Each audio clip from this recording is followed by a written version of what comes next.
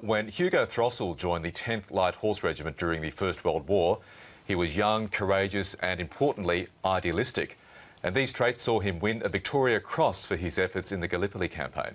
But as the war continued, he took a stand against the establishment and denounced the campaign. Tragically, he later took his own life. Award-winning journalist John Hamilton has recorded the story in his new book, The Price of Valour, and he joins us now. Good morning. Thanks for being here. Hello, Michael. How are you? Good. What in particular drew you to Hugo Throssell's story?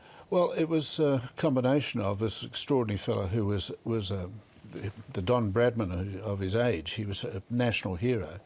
And then he came dreadfully unstuck because he changed his attitude because of what happened to him in his war, and a meeting with Catherine Susanna Pritchard, who became his wife. And she was a socialist and influenced his thinking. And as a result, he stood up at a victory parade in 1919. He renounced war.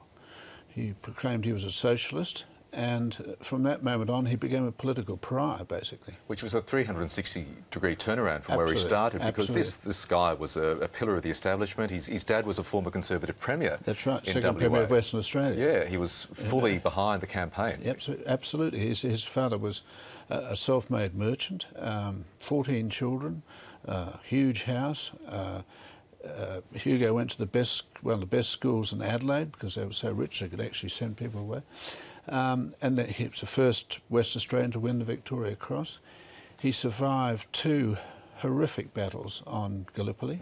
One of which was the neck, which many Australians would know that was depicted in the Gallipoli film. But reading your book, I mean, it's a really gripping tale of how intense and awful, murderous it was. Yes, it was awful. Well, his brother was also in the charge at the neck, and he got badly wounded in the chest. Hugo survived that battle. Then he had to spend 3 weeks up in the heights looking at the bodies of his mates before going into the battle for Hill 60, where he lost. The 160 went into that battle, and there was 25 people who walked out. And that's the battle that he won the VC for? Yes, it was. And that was an action that lasted for, well, total about 37 hours. Hugo fought for 7 hours. There were 3 Turkish counterattacks when they held a small section of the trench. And he was badly wounded about 7 places. It was a ferocious bomb battle. They threw hand grenades basically at each other. They caught them and threw them back. And eventually the number of wounds he had meant he was absolutely, they said he was like he'd been in a pig slaughter. He was covered in blood. He was ordered from the field twice, refused to leave the field. And eventually he was left and left the field. And so there were 25 left. It just reinforces the utter carnage that was Gallipoli. Now, you mentioned he was recuperating in London. He met Catherine Pritchard, who was about to be his wife. He also came back to Australia, as you said, the Don Bradman of the time, used by the army to recruit people. Campaign, But he quickly found he simply couldn't stomach what was the sanitisation of war. Yes, well, he went back to war. I mean, today, of course, it sounds crazy, but he went back to war. He went back to the Middle East. His brother was killed in the same action, brother recovering from that wounds he had in Gallipoli, but they both went into a second battle of Gaza. Hugo was wounded again. He then went into a terrible period of ill health. He suffered malaria. I mean, today's terms, you wouldn't believe that they could send a person back into this. But he came back, as you say, he was a hero of the age. And Catherine Susanna Pritchard was a hero of the age. She just won an aspiring young novelist. She just won a prize in London for a book called The Pioneers.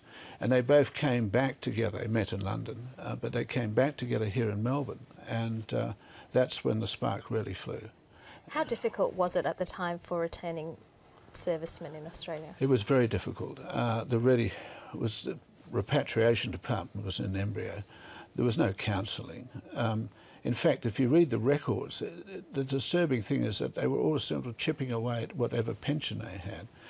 In Hugo's case, for example, at one stage he applied for 12 shillings and 6pence for a pair of spectacles, and they knocked him back. And so he went to another eye specialist where he discovered still bits of bomb fragment in his eye. They still refused to give him the 12 shillings and 6pence. That's amazing. Well, sadly, he ended up taking his own life. Let's fast forward several decades. There's a bit of a backstory involving what happened to his VC. Well, then his son, Catherine and Hugo had a son, Rick. Rick became a pacifist. he decided to sell the VC to aid the campaign for nuclear disarmament. So he put the medal went up for sale. It raised $42,000, which went to the campaign for nuclear disarmament, which made a pacifist film. Yeah. Subsequently, the War Memorial bought it. It's now in the collection of the Australian War Memorial. And when the 9 Victorian Crosses, which were won on Gallipoli, including Hugo's, toured Australia 2 years ago, they were insured for something like $15 million. Wow. And when Hugo was in desperation in the Great Depression, he tried to pawn his Victoria Cross and he was offered 10 shillings for it. How important is it to continue documenting these stories in the lead up to the 100th anniversary of Gallipoli and beyond that? Well, Corinne, I think it is very important because there's still relatives there with diaries, letters and so on.